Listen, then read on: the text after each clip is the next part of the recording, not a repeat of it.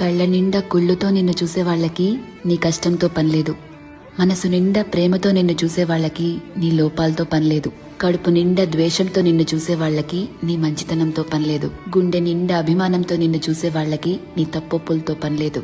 రక్తం నిండా కోపంతో నిన్ను చూసే వాళ్ళకి నీ పశ్చాత్తాపంతో పనిలేదు.